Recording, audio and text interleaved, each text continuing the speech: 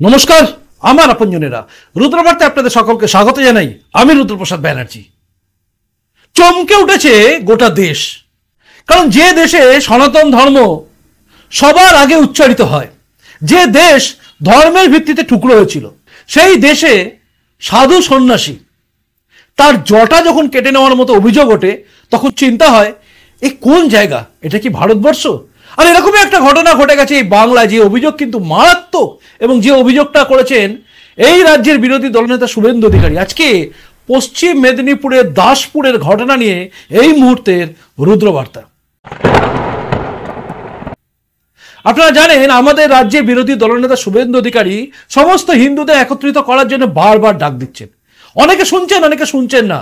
একটা সমাজ, একটা শ্রেণী তারা এগিয়ে আছে, এড়িয়ে আছে, কারণ তারা ভাবছেই না যে কি হতে চলেছে। আসলে ঘটনা প্রবাহ এমন দিকে যাচ্ছে যেখানে দাঁড়িয়ে আমাদের একবার না একবার বলতেই হবে যে আমাদের ধর্মকে রক্ষা করতে হবে, বলতে হবে। তার কারণ যে মারাত্মক অভিযোগ আজকে ধ্বনিত হচ্ছে গোটা বাংলা জুড়ে, সেই অভিযোগটা কিন্তু সত্যি ভয়ঙ্কর। একজন সন্ন্যাসীর জটা কেটে নেওয়া, যে অভিযোগটা শুভেন্দু অধিকারী করেছেন।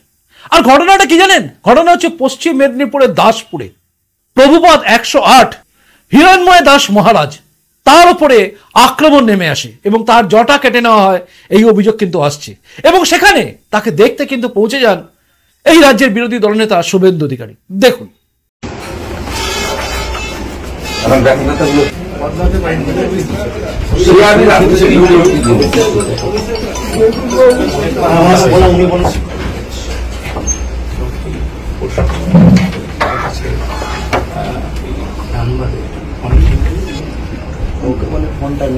আমি জেনে গেছি তো 3টের সময়, 3টে এসে ও আমার অফিস থেকে আমি জেগে থাকি। কাউকে না কাউকে জেগে থাকতে হবে, সবাই ঘুমালে হয়নি।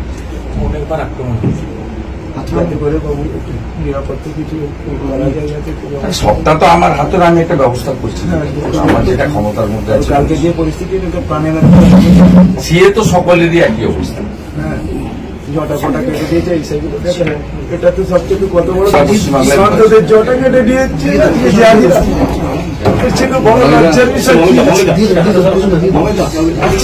লজ্জার বিষয় কি আছে? সন্তদের জটা গুছিয়ে রাখো, হিসাব হবে।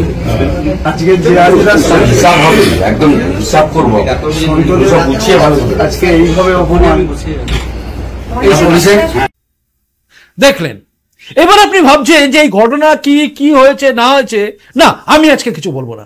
আজকে আপনি দেখুন শুভেন্দু অধিকারীর সাক্ষাৎকার, অর্থাৎ প্রেসের সামনে তিনি যা বলেছেন, প্রেসের সামনে তিনি যা কথাগুলো বলেছেন, সেগুলো শোনার পরে, দেখার পরে আমার বলার মতো কোনো জায়গা থাকে না।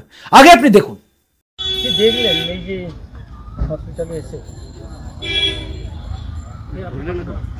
তো সনাতনের অপমান, মানবতার অপমান।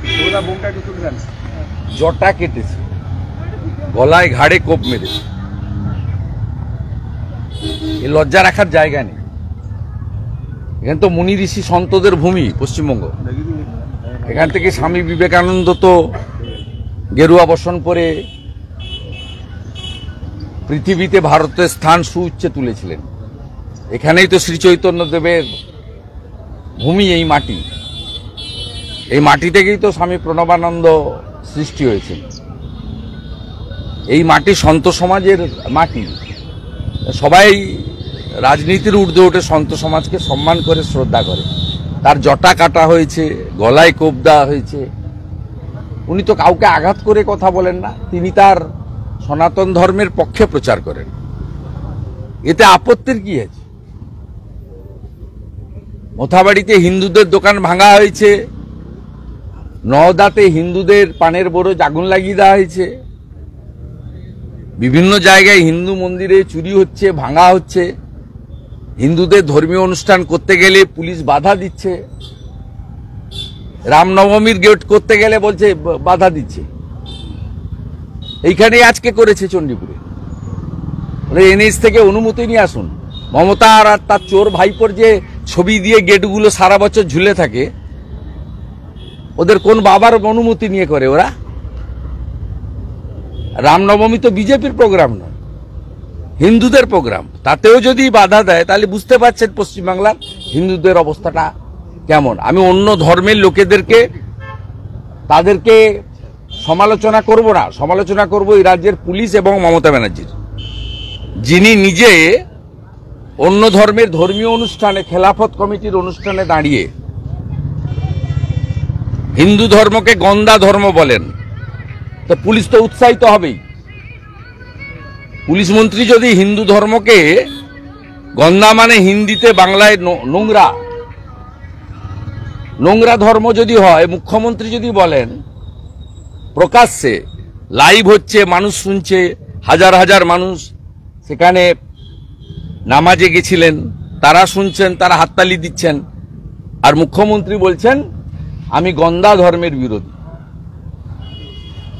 মুখ্যমন্ত্রী বলেছেন সকালে উৎসাহিত হয়ে দাসপুরের হিন্দু বিরোধীরা, যারা আমাদেরকে কাফের বলে মনে করে, যারা মনে করে হিন্দুদের শেষ করতে হবে, তো মোগল পাঠানের সময় থেকে চলছে। তারা হিরণময় প্রভুকে পেয়েছে মাঝরাতে, যা করার করে দিয়েছে। এর জন্য দায়ী কোনো সম্প্রদায়ের লোক নয়, এর জন্য দায়ী রাজ্যের মুখ্যমন্ত্রী মমতা ব্যানার্জি এবং তার পুলিশ। রাজীব ফালতু লোকের কথা বলবেন না তো আমার সামনে। আপনাকে দেখে কেঁদে ফেললো এতটাই যে আবেগপ্রবণ হয়ে অনেকটাই আঘাত পেয়েছে। জটাটা আঘাত কি মেরেছে তো, কোপটা ঘাড়ে বসলে ঘাড় থেকে মানে দেহ আলাদা হয়ে যেত। হালকা ঘোপ লেগেছে, হাতে লেগেছে, ঘাড়ে ঘোপ তো আছেই, উপর দিয়ে লেগেছে। বিশেষ করে দেখুন জটা কেটে নিয়েছে। এ তো আমি মানে নতুন করে দেখলাম। প্রত্যেকের ধর্মের নিজের নিজের একটা সম্মান রয়েছে, প্রত্যেক ধর্মের একটা নিজস্ব সম্মান রয়েছে, রীতিনীতি রয়েছে। এখানে এইভাবে পশ্চিমবাংলার মাটি, যেখানে মুনি ঋষি সন্তদেরকে লোক সম্মান করে, যেখানে 3টি আন্তর্জাতিক সংগঠন, সনাতনী সংগঠনের, মানবতাবাদী সংগঠনের হেডকোয়ার্টার, রামকৃষ্ণ মঠ ও মিশন স্বামী বিবেকানন্দ প্রতিষ্ঠা করেছিলেন, তার আন্তর্জাতিক হেডকোয়ার্টার হচ্ছে বেলুড় মঠ। স্বামী প্রণবানন্দ ভারত সেবাশ্রম সংঘ সৃষ্টি করেছিলেন, তার আন্তর্জাতিক হেডকোয়ার্টার হচ্ছে বালিগঞ্জ। শ্রীলা প্রভুপদ শ্রী চৈতন্য দেবের আদর্শে ইসকনের প্রতিষ্ঠা করেছিলেন, তার আন্তর্জাতিক হেডকোয়ার্টার হচ্ছে মায়াপুর।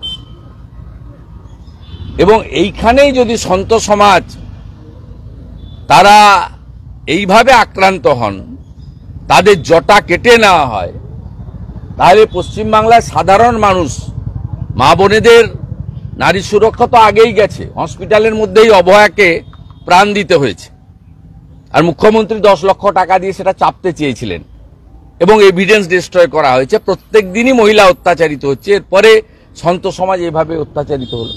আমি উনার সুস্থতা, কালকে রাত্রি 3টায়, আমি মাঝরাতের পরেই আমি আমার ঘুম মানে 2টোর পরে আমি মাঝে মাঝে রাতে মোবাইল ফোনে হোয়াটসঅ্যাপ চেক করি। আমি মনে করি কাউকে না কাউকে জেগে থাকা বা নজর রাখা দরকার আছে। আমি চেষ্টা করি আমার সীমাবদ্ধ ক্ষমতার মধ্যে। আমি 3টের সময় এটা দেখেছি, এখানে যে আমার অফিস রয়েছে তমলুকে, সেখানকার যারা স্বেচ্ছাসেবক রয়েছে তারাই রাত্রিবেলা এখানে ভর্তি করে দেয়। সকল ব্যবস্থা সকালের ভোরের মধ্যেই করা হয়েছে। উনি এমনি এখানকার ডাক্তারবাবুরা খুব কেয়ার নিয়েছেন। তাদের সকলের একজন সন্তের প্রতি, যিনি তার কৃচ্ছ সাধন, ত্যাগ, শৃঙ্খলিত জীবনযাপন, আহার থেকে শুরু করে তার সবটাই সাত্বিকতায় মানে পরিপূর্ণ। ডাক্তারবাবু, নার্সরা এখানে তাকে দেখেছেন, হি ইজ কোয়াইট ওকে, কিন্তু তাকে আমি ওনার সুরক্ষার জন্য অন্য জায়গায় শিফট করব এবং আমি আমার ক্ষমতার মধ্যে দাঁড়িয়ে আগামী দিনে ওনার ন্যূনতম একটা নিরাপত্তার ব্যবস্থা যাতে করা যায়, কোনো ভলেন্টিয়ার দিয়ে হোক, প্রাইভেট সিকিউরিটি অর্গানাইজেশন দিয়ে হোক, না আমার যেটুকু ক্ষমতা আছে আমি করব। কেন্দ্র বা রাজ্য সরকার সিকিউরিটি দিবেন কিনা সেটা তাদের প্রোটোকলের মধ্যে পড়ে, সেটা তিনি আবেদন করলে তারা বিবেচনা করবেন, সেখানে আইবি রিপোর্ট ইত্যাদি হয়। সেটা আমি তো দুটো সরকারকেই প্রতিনিধিত্ব করি না, আমি সেটা বলতে পারবো না। আমি একজন সনাতনী হিসেবে আমি এখানে মহাপ্রভুর মন্দির কমিটির সঙ্গে আমি যুক্ত, আমি সংখ্যানন্দ মন্দির মেছেদার সঙ্গে যুক্ত, আমি রিয়াপাড়া সিদ্ধনাথ জিউ কমিটির সঙ্গে যুক্ত, আমি আজকে রাজনৈতিক দল পরিবর্তন করেছি বলে নয়, আমি যখন তৃণমূল কংগ্রেসে ছিলাম তখনও আমি সনাতনীদের স্বার্থে লড়াই করেছি, সনাতন প্রতিষ্ঠানকে বাঁচানোর চেষ্টা করেছি এবং বিভিন্ন মঠ মন্দির আমি সেখানে তাদের পাশে দাঁড়ানোর চেষ্টা করেছি। তমকুল্লিকে ঐতিহ্যবাহী রামকৃষ্ণ মঠ ও মিশন যখন শতবর্ষ পূরণ হয় সেখানেও আমি প্রত্যক্ষভাবে অংশগ্রহণ করেছি, আপনারা জানেন। এবং মহাপ্রভুর মন্দিরে চৈতন্য রিসার্চ সেন্টার থেকে মা বর্গভীমা মন্দিরে পুষ্করণী সংস্কার থেকে শুরু করে এখানকার ঐতিহ্যবাহী সমস্ত সনাতন সংগঠনকে বা পরিকাঠামোকে শ্রীবৃদ্ধির করার কাজ করেছি। তাই আমি আমার দায়িত্ববোধ থেকে, আমি একজন সনাতনী, আমি আমাদের প্রভু হিরণ্ময় প্রভু যিনি সত্য কথা বলেন, সনাতনের পক্ষে বলেন, অত্যাচারের বিরুদ্ধে বলেন, পশ্চিমবাংলার সনাতন হিন্দু সমাজের যে দুর্দশা তার বিরুদ্ধে সোচ্চার প্রতিবাদ করেন। তিনি কাউকে ভয় করেন না, ভয় যদি কাউকে করে থাকেন তিনি একমাত্র ঈশ্বর এবং ভগবানকে করেন। তাই সেই প্রভু যার গলায় তুলসী রয়েছে, মাথায় শিখা জটা রয়েছে, যিনি ধুতি পরিধান করেন, যিনি সম্পূর্ণ সাত্বিক আহার গ্রহণ করেন, তিনি ভাগবত কথা প্রচার করেন, বেদ উপনিষদ গীতার কথা প্রচার করেন, রামায়ণ মহাভারতের কথা প্রচার করেন, শ্রীকৃষ্ণের রাধা মাধবের কথা প্রচার করেন, তার এই দুর্দশা, তার এই আক্রমণের আমি তীব্র নিন্দা করি। তার পাশে থেকে আমি তার দ্রুত সুস্থতা এবং যাতে তিনি নিরাপদে থাকেন তার জন্য আমি সচেষ্ট থাকবো, এটাই আমার কথা। হুমায়ুন কবির হাতে গীতা নিয়ে বলেছেন আমরা প্রোটেকশনও পেয়েছিলেন, পুলিশ প্রোটেকশন, তারপরে এই হামলা। উনি আগে আমি অর্ডারের কপিটা দেখিনি, ওনার উপর আগেও 3 বার হামলা হয়েছিল, তারপরে উনি প্রোটেকশন পেয়েছিলেন। ও অনেক জায়গায় পুলিশ উনাকে ডেকে এনে থানায় বসিয়ে রেখেছে, কালিয়াচকের থানায় উনাকে বসিয়ে রেখেছিল অনেকক্ষণ ধরে, 7-8 ঘন্টা। আমি ইন্টারফেয়ার করেছিলাম তো। হাইকোর্টের নির্দেশ ছিল পুলিশ থাকবে, আমি অর্ডারের কপিটা না পড়ে বলতে পারবো। হুমায়ুন কবির গীতা হাতে বলেছেন আপনার স্বপ্ন মুখ্যমন্ত্রী হওয়ার, কোনোদিন সফল হবে না, কি বলেন? কার কথা? হুমায়ুন কবির। পাগল ছাগলের কথার উত্তর দেবো কেন? পাগল তো একটা, ওর কথার কেউ উত্তর দেয়নি। ওর মালিক মমতা ব্যানার্জিকে আমি হারিয়েছি, নন্দীগ্রাম এসেছিল, এখানে হারিয়েছি, এরপরে ভবানীপুরে আবার হারাবো 26 সালে। পাথর প্রতিমাতে ফের বিস্ফোরণ, মুখ্যমন্ত্রী পুলিশ মন্ত্রী দায়ী, 3 বছর লাইসেন্স নেই, সব এভিডেন্স ডিস্ট্রয় করে দিয়েছে। আরেকটা চামচা সুপ্রতিম সরকার বলে দিয়েছে আজকে প্রেস করে যে আমরা এক্সপ্লোসিভ অ্যাক্ট লাগাইনি, এক্সপ্লোসিভ অ্যাক্ট লাগাইনি। অর্থাৎ প্রথম কাজ শেষ, যাতে এনআইএ নিতে না পারে। দ্বিতীয় কাজ হচ্ছে আগামীকাল দেখবেন বঙ্কিম হাজরা, মন্টুরাম পাকিরা আর সমীর জানা 3 জন কর্মচারী গিয়ে ডিএমকে সঙ্গে নিয়ে 2 লক্ষ করে টাকা দিয়ে আসবে। এটা ননস্টপ চলছে, এগরার খাদিকুল থেকে কয়েকদিন আগে কল্যাণী থেকে ননস্টপ। মমতা যতক্ষণ থাকবে, বুড়িমার বোম উড়ে গেছে, মমতার বোম উড়বে না, পিসির বোম চলবে।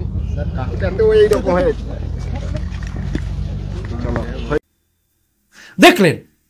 এবার আমার আপনার কাছে প্রশ্ন, আপনি কি ভাবছেন জানান। এই যে ঘটনা, এই ঘটনাটা আপনাকে কি নাড়া দিচ্ছে? যদি দেয় জানাবেন। এই যে অভিযোগ, মারাত্মক অভিযোগ, যেভাবে সন্ন্যাসী কাঁদছিল, যেভাবে পাশ থেকে আরেক সন্ন্যাসী বলছিল যে তার জটা কেটে নেওয়া হয়েছে, যেভাবে কাটা জটাটা দেখা যাচ্ছে, অর্থাৎ সন্ন্যাসীর চুল কেটে নেওয়া, জটা বা চুল কেটে নেওয়া, জানেন এটা কত বড় অপরাধ?